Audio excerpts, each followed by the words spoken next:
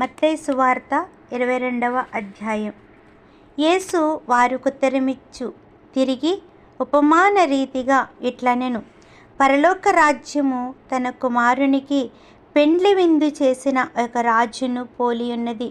ఆ పెండ్లి విందుకు పిలువబడిన వారిని రప్పించుటకు అతడు తన దాసులను పంపినప్పుడు వారు రానొల్లకపోయిరి. కాగా అతడు, ఇదిగో నా విందు సిద్ధపరచియున్నాను, ఎద్దులను క్రొవ్విన పశువులను వధింపబడినవి అంతయు సిద్ధముగా ఉన్నది, పెండ్లి విందుకు రండని పిలువబడిన వారితో చెప్పుడని వేరే దాసులను పంపెను. కానీ వారు లక్ష్యము చేయక ఒకడు తన పొలమునకును మరియొకడు తన వర్తకమునకు వెళ్ళిరి.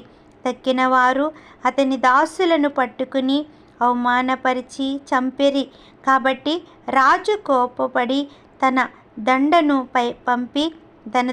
పంపి ఆ నరహంతకులను సంహరించి వారి పట్టణము తగులబెట్టించెను.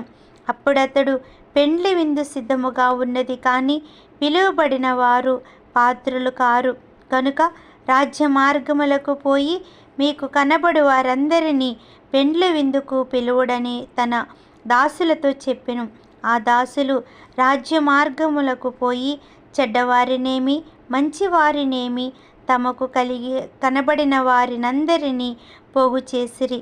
గనుక విందుకు వచ్చిన వారితో ఆ పెండ్లిశాల నిండెను. రాజు కూర్చున్న వారిని చూచి లోపలికి వచ్చి అక్కడ పెండ్లి వస్త్రము ధరించుకొనని ఒకణ్ణి చూచి, స్నేహితుడా, పెండ్లి వస్త్రము లేక ఇక్కడికి ఎలాగు వచ్చితివి నని అడుగగా వాడు మౌనియై ఉండెను.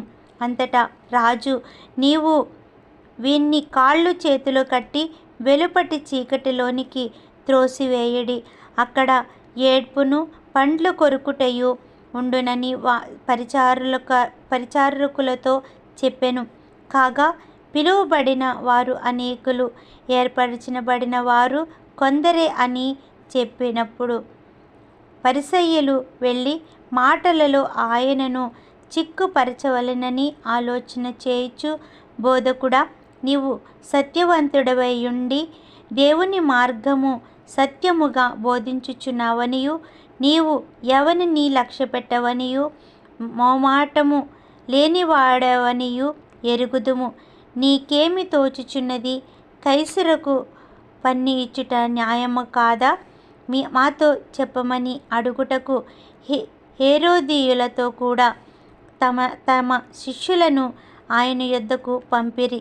యేసు వారి చెడుతనమెరిగి, వేషధారులారా, నన్నెందుకు శోధించుచున్నారు?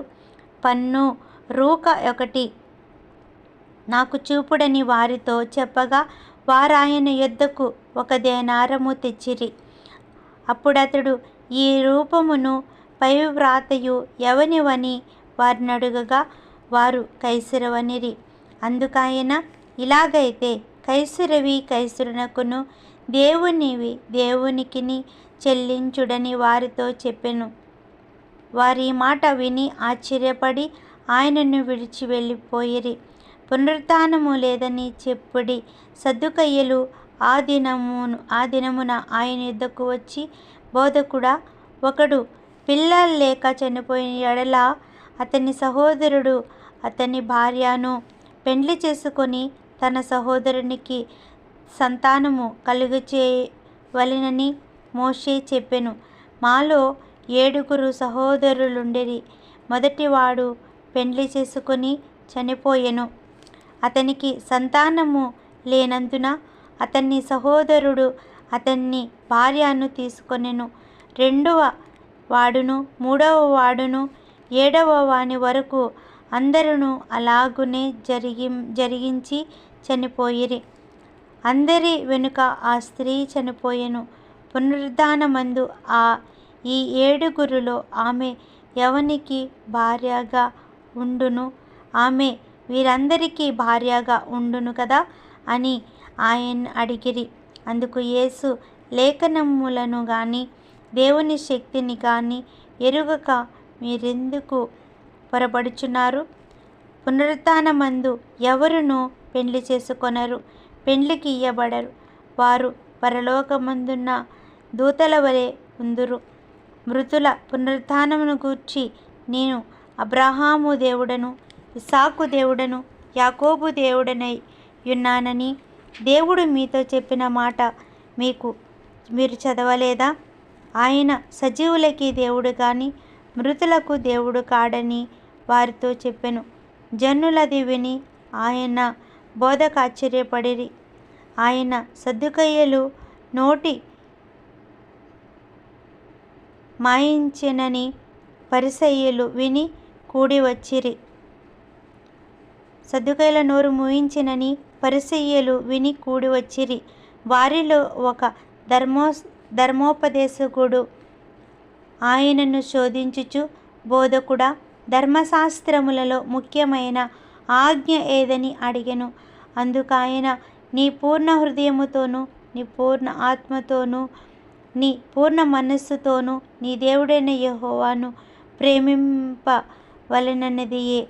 ఇది ముఖ్యమైనదియు మొదటిదియునైన ఆజ్ఞ.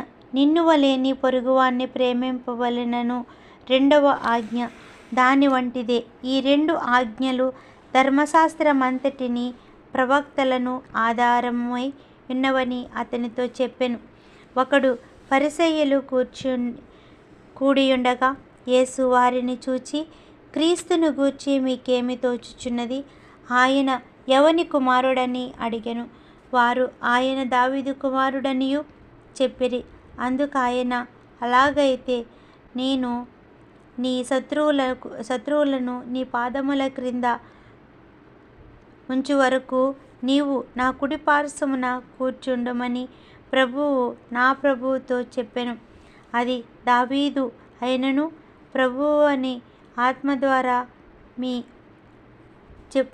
ఎలా చెప్పుచున్నాడు? దావీదు ఆయనను ప్రభువని చెప్పిన ఎడల ఆయన ఎలాగూ అతనికి కుమారుడగునని వారు అడుగగా, ఎవడును మారు మాట చెప్పలేకపోయెను. మరియు ఆ దినము నుండి ఎవడును ఆయనను ఒక ప్రశ్నయు అడగ తెగింపలేదు.